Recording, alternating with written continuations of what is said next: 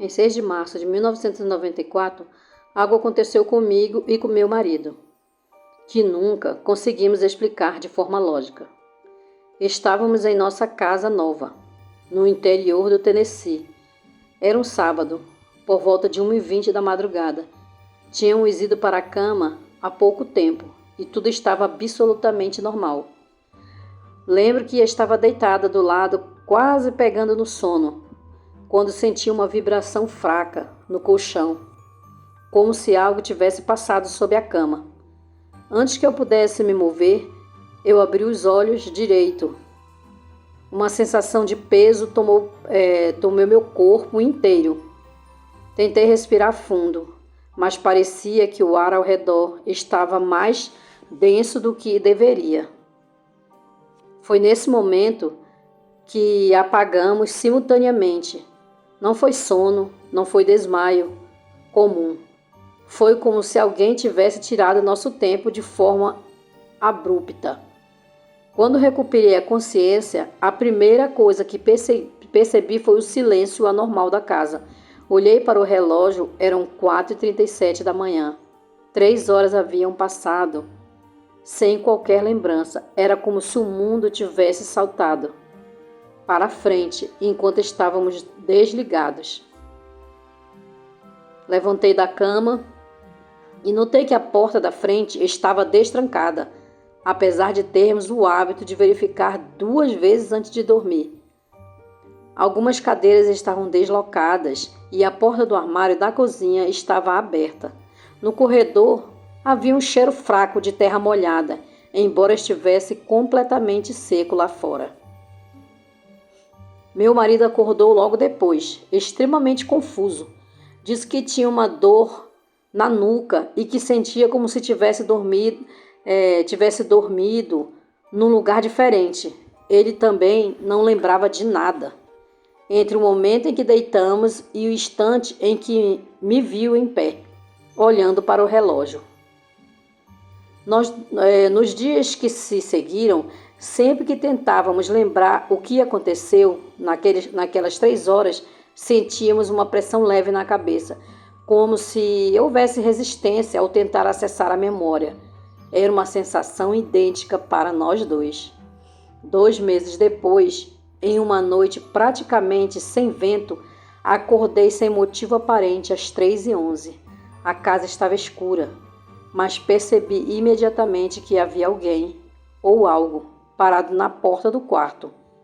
Não era sombra, não era pessoa, era uma figura pequena, estreita, de pele muito clara, quase acinzentada. Ficou ali por alguns segundos imóvel, como se estivesse observando. Não consegui mover nenhum músculo. Pisquei e a figura já não estava mais lá.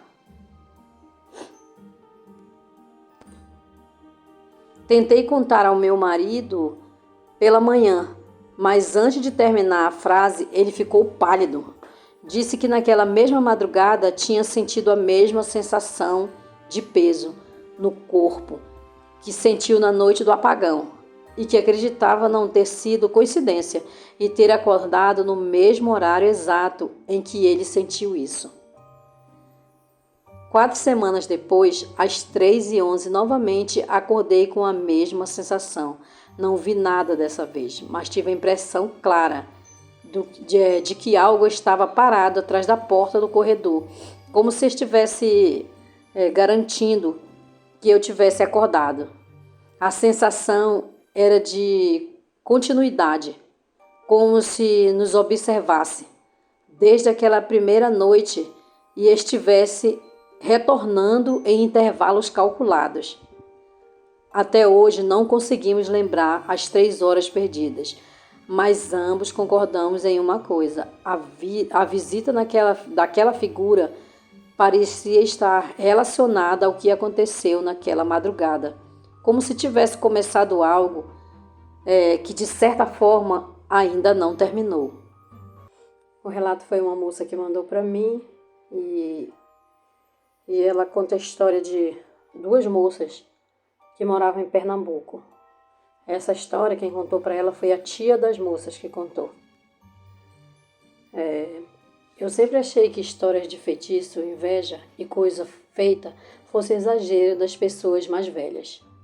Mas depois do que aconteceu com as irmãs Thalita e Rosemary, lá no interior de Pernambuco, em 2004, aprendi que tem coisa que a gente não explica, só aceita que existe. Essa história me foi contada pela própria madrinha das duas, que morava perto do engenho Caiana, entre Vicens e Buenos Aires, um pedaço da zona da mata, onde ainda se acendem velas para mortos e se teme o que mora no escuro da mata. Quem contou foi a madrinha delas, para essa moça. Ela fala aqui que a Thalita tinha 19 anos e a Rosemary tinha 22 anos. As duas sempre foram muito ligadas, até demais. Elas dormiam no mesmo quarto, trabalhavam juntas num galpão de beneficiamento de mandioca e dividiam até o dinheiro que recebiam.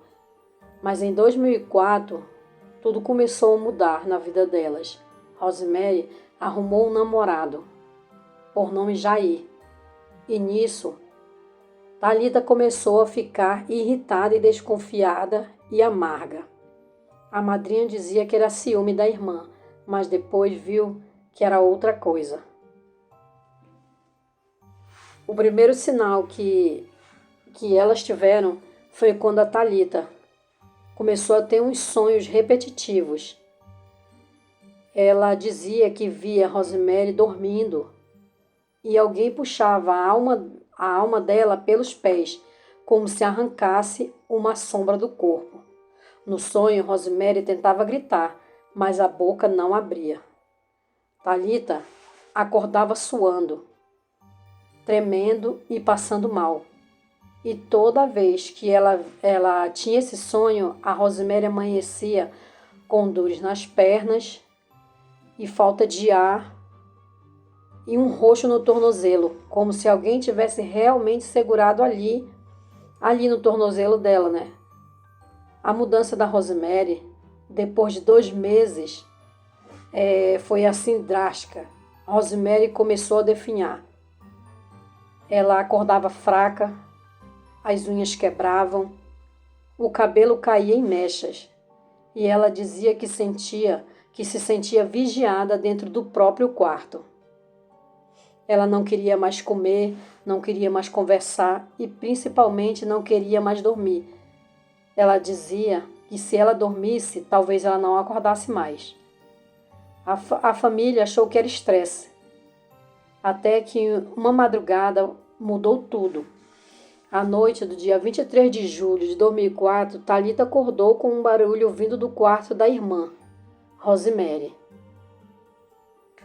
Parecia alguém arrastando algo pelo chão, devagar, pesado. Quando abriu a porta, viu Rosemary de pé, virada para a parede, com a cabeça encostada, como se estivesse escutando alguma coisa ali dentro. Thalita acendeu a luz e viu uma coisa que nunca esqueceu. Pela fresta da parede, escorria uma linha fina de terra vermelha, como se estivesse vindo do lado de fora, mas a parede era totalmente fechada, isso que intrigou ela. Rosemary virou o rosto devagar e disse para a irmã: "Ele está do lado de lá, esperando." Thalita jura que naquele momento os olhos da irmã não eram mais ela. Não eram dela, estavam fundos, negros, como se ela não estivesse mais ali. A descoberta do que aconteceu com ela veio logo depois. No dia seguinte, a madrinha chamou um rezador de Tracunhaé. Acho que é assim, gente, que pronuncia. Quando ele entrou no quarto, mandou todo mundo sair. Ele olhou em volta e disse: "Tem coisa enterrada aqui, forte, e foi gente daqui que fez." Todos se olharam e perguntaram: "Mas quem? Quem ia querer o mal da Rosemary?" O rezador só ficou calado.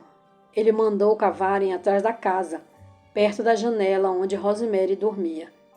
encontraram um embrulho dentro de um pote de vidro, um pano com o nome escrito Rosemary, escrito em carvão, fios de cabelo dela, 2 pregos grandes enferrujados e uma vela preta derretida, misturada com terra. Na tampa do vidro, amarrado com palha, havia um bilhete sujo escrito: "Se ela não for minha, não será de mais ninguém." O bilhete estava escrito com as letras de Jair, o namorado. O que aconteceu depois? Quando encontraram Jair, ele não negou. Ele disse que ela queria terminar, eu só garanti que ela não ia esquecer de mim. Rosemary desmaiou quando ouviu isso e ficou 3 dias sem acordar. O rezador queimou o conteúdo do pote e rezou. Jogou sal grosso e arruda em toda a casa. Disse o que estava sendo tomado dela ainda poderia ser devolvido, se ela conseguisse acordar a tempo. Na madrugada do 4º dia, Thalita ouviu passos no corredor. Ela levantou assustada e encontrou Rosemary em pé, sozinha, olhando para a porta aberta, como se conversasse com alguém do lado de fora. E Thalita perguntou: "Com quem você está falando?" Rosemary respondeu com a voz rouca: "Ele veio buscar o que é dele." E desmaiou. Rosemary acordou só dias depois, fraca, confusa, como se tivesse voltando de um lugar distante. Nunca mais viu Jair. Ele desapareceu da região poucas semanas depois. Dizem que foi para o sul. Outros dizem que ele ficou louco. Rosemary mudou completamente. Não dormia sozinha, não gostava de espelhos e tinha pavor de escuro. Thalita também mudou. Ela dizia que às vezes, mesmo anos depois, do lado de fora da casa, de madrugada, ela sentia alguém caminhando lento na terra e jurava que quando o vento passava, ela ouvia uma voz sussurrando o nome da irmã.